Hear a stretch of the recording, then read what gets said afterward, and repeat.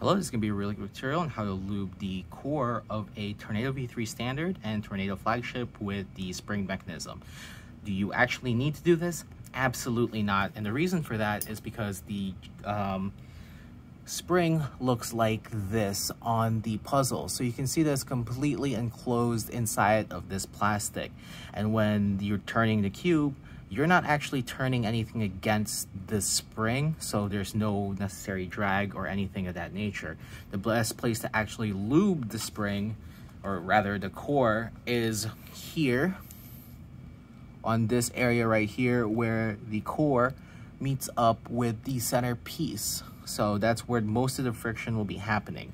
But if you want to lube the spring because it makes you feel better, totally fine as well. So what you can do is actually lube it from a somewhat assembled cube. I'm taking out 3 of the pieces so I can access one of these holes in the corner.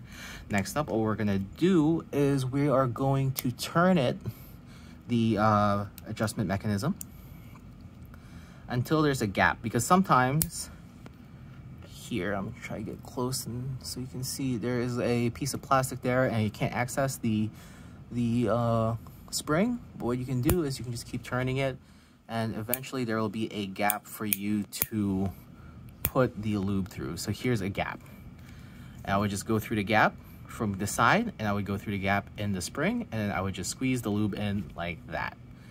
Again, really doesn't do anything to the puzzle, so if you really want to do it, go for it. But again, the best place to lube it will be right here underneath the center piece, because that's where most of the friction is going to be happening with this puzzle.